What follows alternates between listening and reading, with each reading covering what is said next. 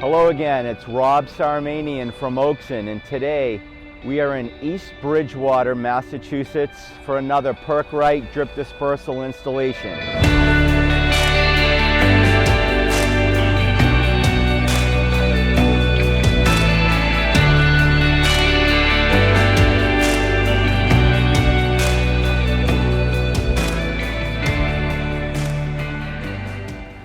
You can see and hear by the cars going by, we're on quite a busy street.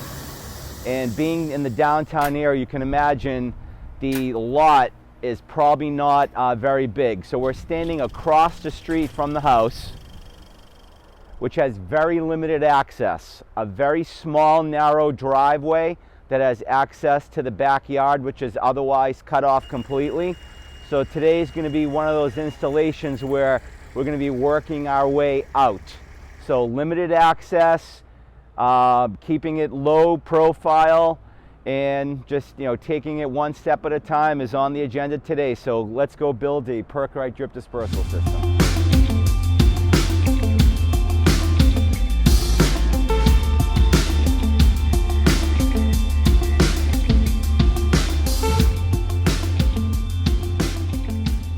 So here I am standing on the back porch overlooking the site, and you can see that the fenced-in yard makes for very tight access along with that narrow driveway that provides the only entrance to the location. The tanks are actually set in the driveway, and the site contractors are prepping for the force main. The force main and manifolds are going to start here, work our way back to the pump chamber.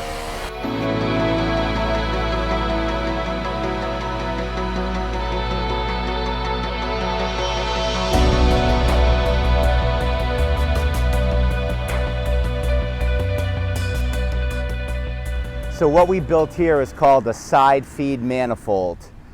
Basically, it's the way that the effluent gets distributed evenly to the drip dispersal tubing. So we're laying it here up against the wall to kind of walk you through how it works. We have two exactly identical manifolds built. One will be for a supply and the other for a return. So basically we have a T where the supply pipe from the hydraulic unit will tie into that. We have one lateral coming up and then another one over here. Similarly, the exact same piece is built with a T with the return feed coming in from the hydraulic unit with a lateral and the second lateral. So if you can envision, the water comes in, goes up here, will feed through some tubing, and come down the return side. So it's split into two evenly built laterals. Now, prior to setting this in the trench, we provide insulation to the uprights. This bottom piece here is going to sit below frost. These risers come up through the frost zone right at the level of the tubing invert and connect to the tubing. So anything in between here will need to have frost protection, and we do it in two steps. One is this Armor Flex insulation. It's not split, it's not brittle, it's nice and soft, and we'll try to keep as much of the warmth inside the pipe as possible. The second step is we put an insulation box over this piece to provide frost from trying to penetrate the zone. Now this piece is a little tall, so we're going to end up cutting this off at grade when we backfill the manifold trench. So again, this is called a side feed manifold. It's intended for drip dispersal zones that are essentially flat, and it provides equal distribution to all the runs in the zone.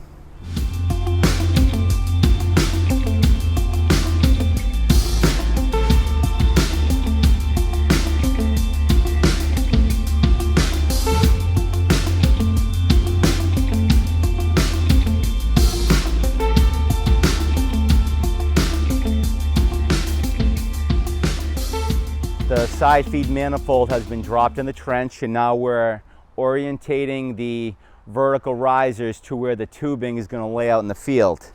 So here's our extent of the field.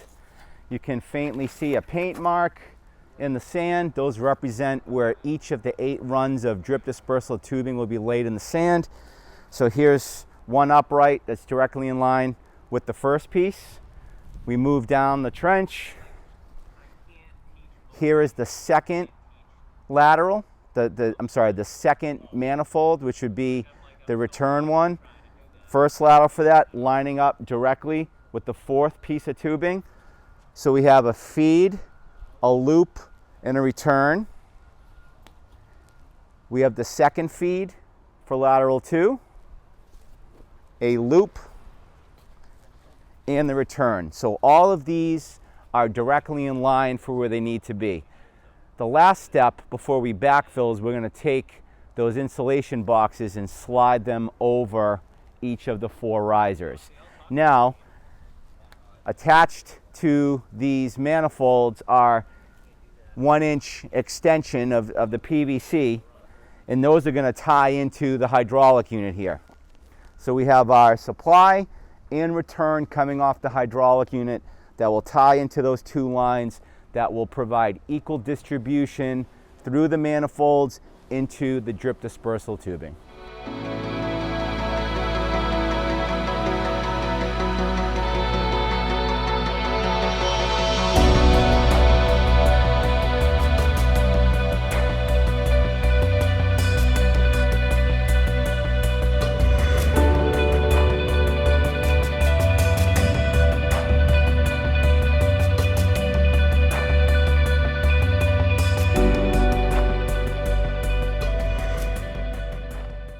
So the next step in our installation is to build the pump mounting mechanism, which we call the cool guide. The cool guide is a 2-piece part.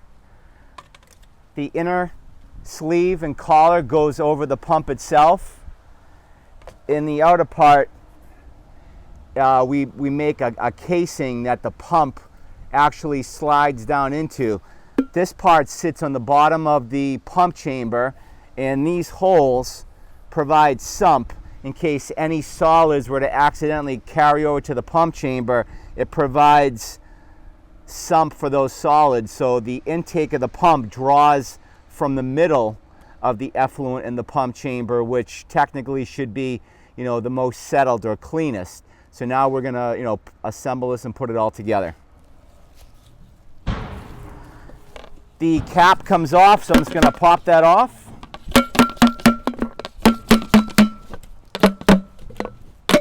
And glue it back on.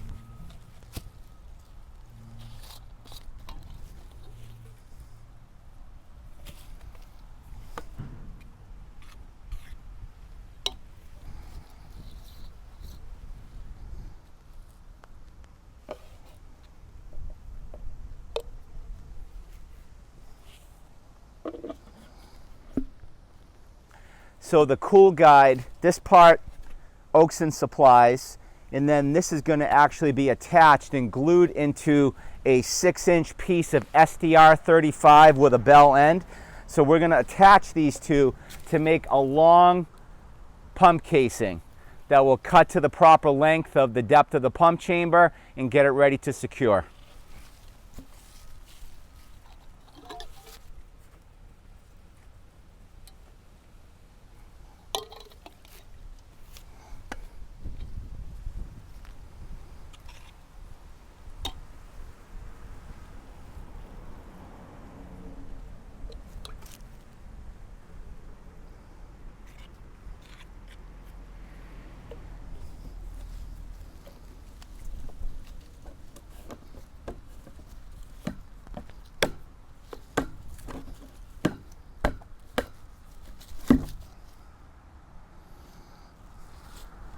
So now that this is secure, we're going to go over and actually put the pump together. So the inner portion of the cool guide is the collar. There's one set screw that needs to be removed.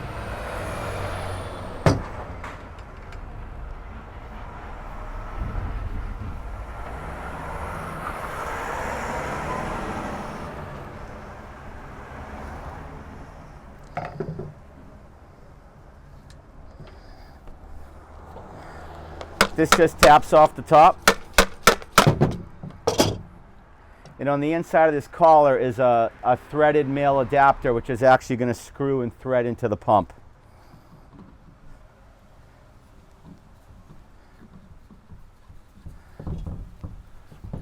I'll do it as hand tight best I can.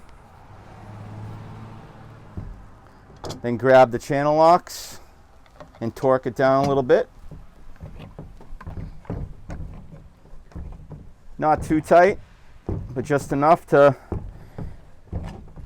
keep it watertight and easy to remove if necessary.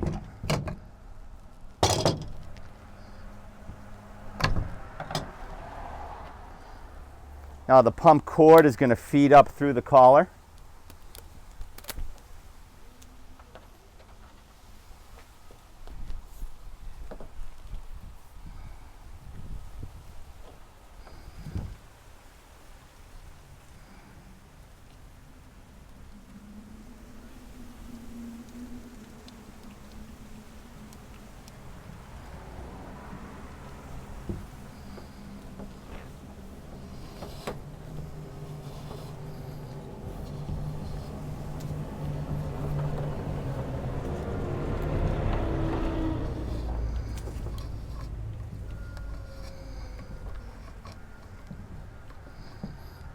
And then lastly, that outer sleeve goes back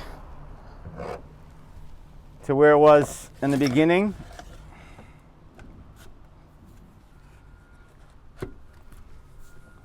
And then we reattach the set screw.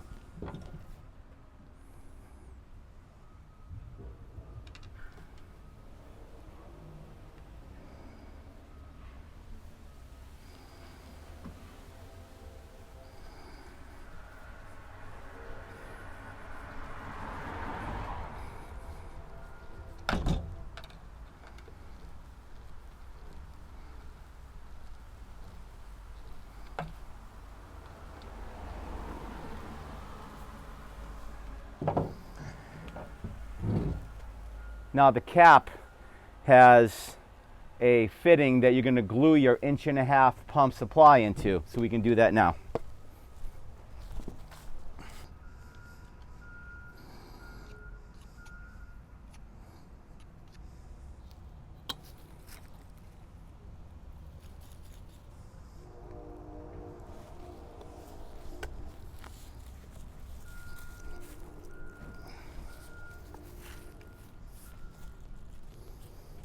So we'll let that set up.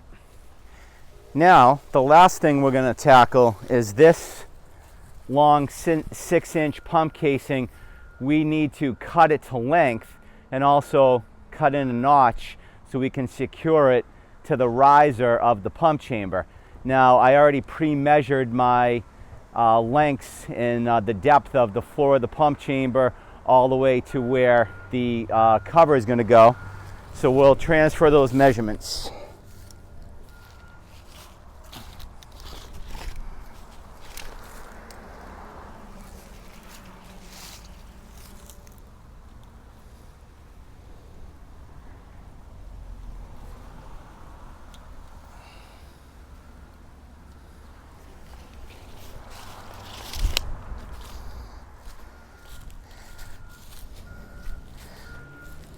So we have two marks. So we're going to create a notch here. So this upper line, we're going to cut this straight through. This is the final length of the pipe. Then the second line, we are going to half the pipe.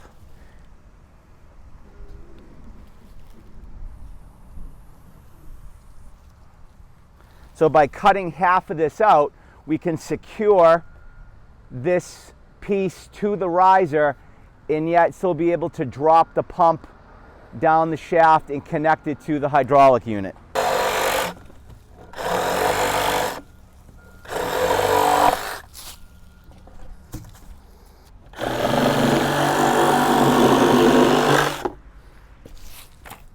The finished product is going to allow you to sit this piece on the bottom of the pump chamber. We're going to secure it through a lag out the back into the riser, and the way it will orientate is that that pump will slide down the shaft and that will sit on the bottom as well. The intake of the pump is in the middle. That outer collar is going to force the water to go down over the motor into the intake in the middle of the cool guide. That's why we call it a cool guide, because actually when the pump is running, it's cooling itself because the effluent is drawn over the motor into the intake every single time the pump runs. So that effluent running over the motor actually cools it and allows it to last for a very long time. Just one little side note before we mount this in the pump chamber, the shavings that were created from cutting the pipe, we just want to shake them out because we don't want to unnecessarily, suck anything into the intake that doesn't belong. So that is your assemble cool guide.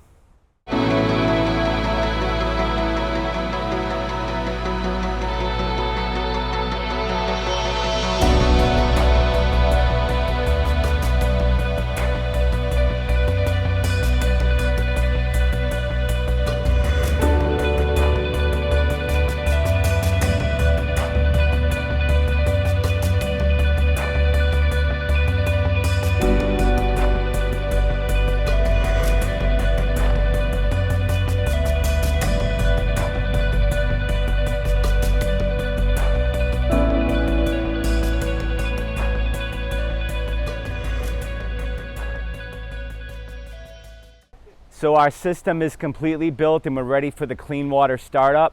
So at this point we have some final wiring to complete. So we have the pump hooked up to an extension cord and we're going to pump clean water through the system.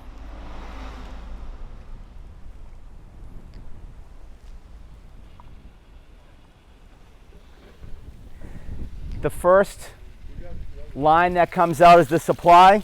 We're making sure all the sand bleeds out of the line if anything got in the pipe during construction. So now we're going to kill it, put the air valve on.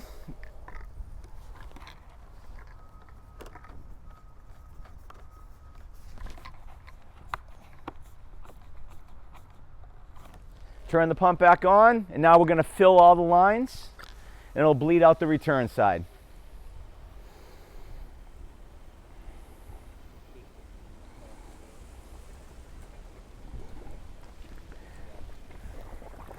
Now the height of the water coming out of this open T is much lower than what was coming out of the supply line.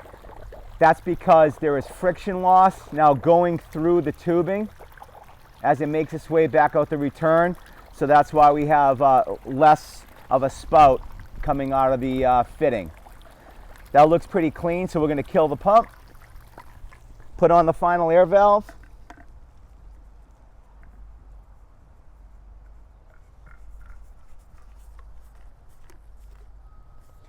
Turn it on one last time, and now we have a closed system.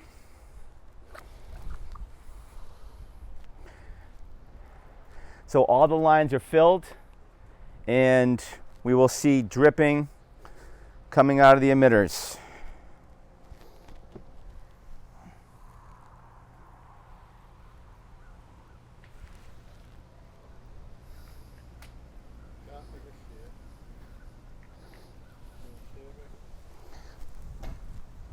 So again, we had our supply feeding all the tubing, coming back to the return lateral.